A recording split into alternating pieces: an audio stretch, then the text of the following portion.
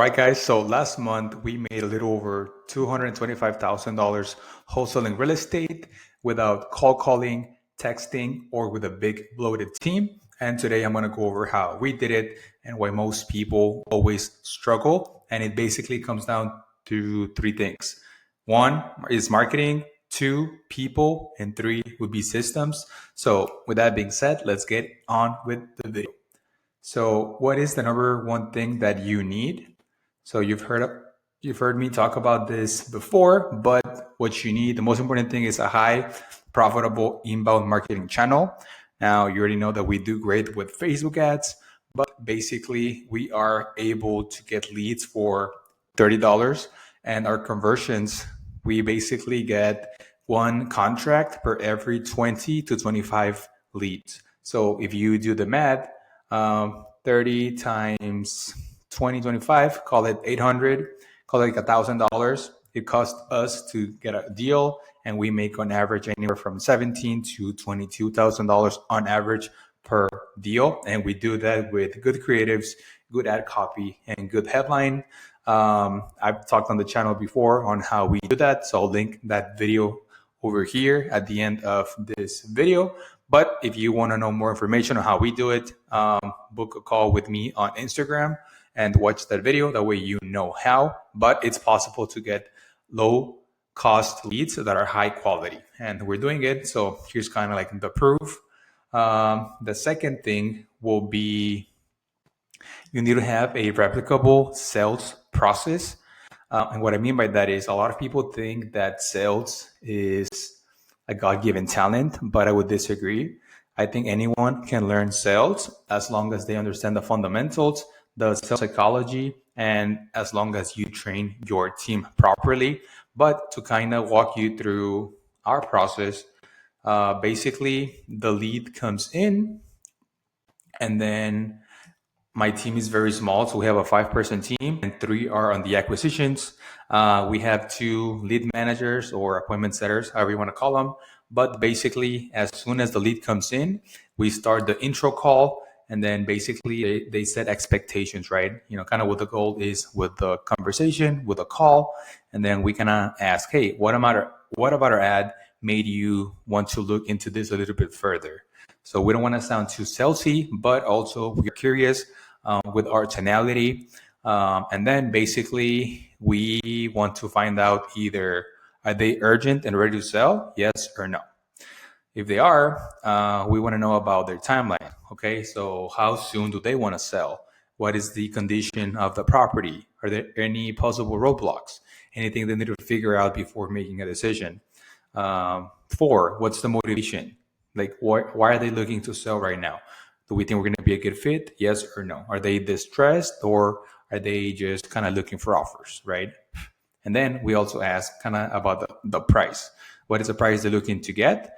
And then as long as they are urgent and motivated, then we will make it a qualified lead and set it with the appointment. But if not, we'll let them know, okay, we're not a good fit, and we'll try to refer them to an agent or move them up to the follow-up inquiry on our CRM and start the drip sequence. But once we know that it's a qualified lead, then basically my lead manager is going to make an appointment with my closer and they'll let them know what the next steps will be. So then my closer is going to reach out to the seller, let them know, hey, are you going to be available at this time so that we can go over the offer for your property? But basically after that is when we get into the second call, which we call the reprocess call. So basically what you don't want is for your lead manager or setter to build more rapport than with your actual closer, because your closer is going to be the one that's going to be negotiating with the seller, and you got to give them the chance and opportunity to build as much trust as possible so that you can make something happen, right? But once they answer the phone, we kind of set the expectations, and then I have this thing here called TARP, where we basically let them know, okay, what's the timeline, how long it's going to take the phone call, what's the agenda, basically like what we're going to cover on the phone call, and then what's basically the result. So the result is if we're able to sell, that basically we're going to give you an offer. And then for the P, permission, so we give them permission to say no, right? So we tell them like, hey, if whenever we give you the offer, if you don't like what you hear, just let me know. You're not going to hurt our feelings. But our job is to kind of give you the best solutions and options for you so that you can make a confident yes or no decision. But once he sets the expectations, he basically sets the stage, kind of going over this stuff that I just covered. And then basically we kind of let them know like, hey, some of the things that I may ask you may sound repetitive, but my goal is to get as much information as possible so that I get everything accurate so that I can give you the best offer and I fully understand your situation. But then he kind of goes into like any roadblocks. So if there's anything that came up on the previous call with the lead manager that they would maybe need to figure out, maybe they don't know where they would move yet, or maybe they need to talk to a husband or whatever. We try to get them on this call together because we don't want I need to talk to my partner or my husband or my wife. We want them on the call at the same time.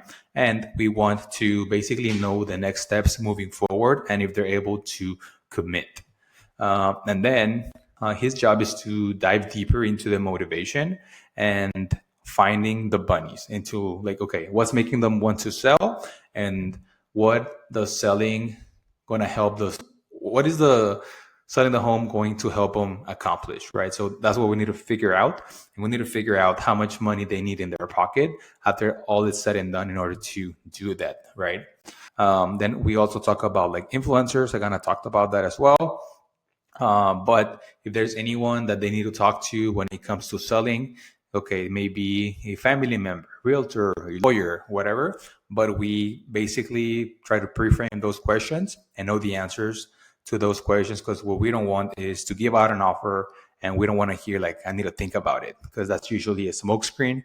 So we try to set up all the right foundations and like heavy work in the beginning so that we don't have to deal with like any smokescreen or, any of those things, right? And then basically we can ask for the price, and then we kind of let them know how we work.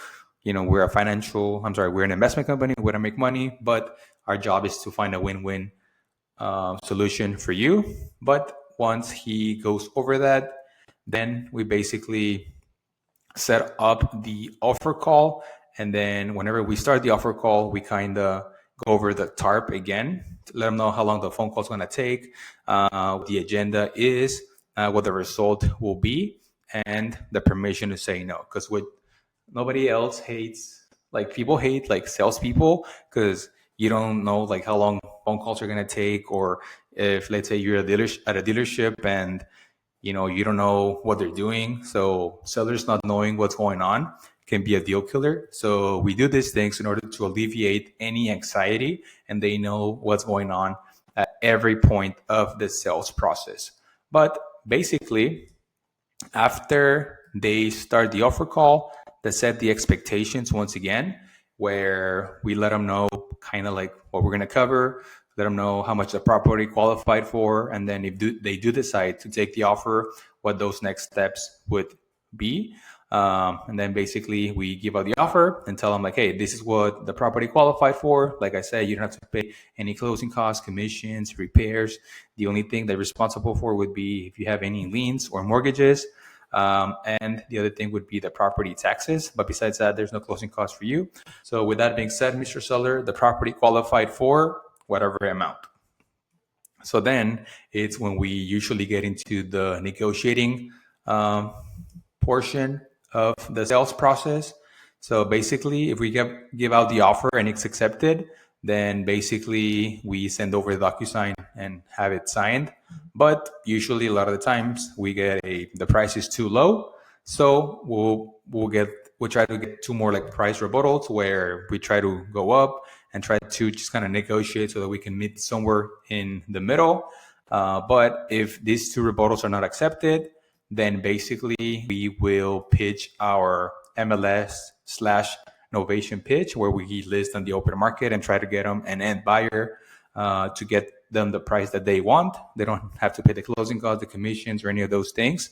But once that is accepted, if that's accepted, it goes send over the DocuSign to get the contract signed. And if it doesn't get accepted, then we move that seller to follow up. But basically here, you're still 90% there. Now, the important thing is getting that contract signed. So a lot of people, I know that they will send out contracts without reviewing them for the seller. For us, we've done over 300 deals, and on 99% of the contracts, we go over the contract with them together, because what we don't want is for them to have to send it to the lawyer or whatever. So we want to explain the contract as good as possible. So basically, we review it with the seller. We make sure like all the decision makers are present, and then we kind of like set the expectations of the next steps moving forward. But once we get that under contract, then we will start our dispo process. We send the contract back to the title company, and we open title, and we start our selling process pretty much. And also, what you need to do. So this is a copy of our scorecard. So when I was talking about like hiring and people and systems, you basically need to lead your team like a sports team, right? Where you need to hold them accountable to see, okay, what is the goal? How many appointments you're going to set? How many offers are you going to send out? Because in the end, it's all about numbers. Wholesaling is a sales and marketing game. And the thing that we sell is basically real estate. So you got to be a pro, and you got to be able to look into the numbers and hold the team accountable and understand them. And teach them so they can understand how the numbers play a role when it comes to the income that they want to make and to getting to the goal that we need to hit, right? So for example, Brian and Monica, they are my lead managers. You can see it here, but this number is basically the appointments that they set. So they have a quota that they need to hit. And this is kind of on a weekly basis. And then basically, Vinny, who's my closer, he has his appointments made here, and then the offers given. So usually whenever out of 4 offers, we're going to get 1 deal under contract. So our closing ratio from appointment to offer given, it's around 25%. So we know that on average, every 4 offers, we need to get a contract. So if that's not happening, then I can look at this and be like, okay, well, what's going on? Then we can review the calls and see if the closer missed any steps in any of the sales process. And that's why it's super important to have a system that you can replicate so that you know that they are not cutting anything with the process, because every step of the process is super important, and it basically going to have an effect on your bottom line, right?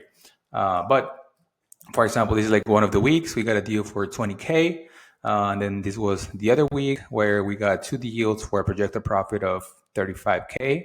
But knowing how those numbers make sense when it comes to, okay, how many leads do we need? How many appointments do we need to set? How many offers do we need to send out? You need to be tracking those things, because that's how you scale and grow. You can't lead a team without having a goal in mind. So that's super important. The other thing is you need to reverse engineer your revenue goal. I made a video kind of talking about this, but basically you can't get free deals. I mean, maybe you will from referrals every once in a while, but what we need is like something that can be duplicated and replicated in a system where if we know we put X amount in, we get X amount out. So I made this calculator where, for example, if you want to make 200K a month and your average deal size is 22 and a half, you have a success rate of 70%, meaning that if you contract 10, 7 will close. Basically, you can reverse engineer how much money you need to spend per month in order to achieve the revenue goal. And then it takes it into consideration, okay, what's my cost per lead? How many leads do I need to get a contract?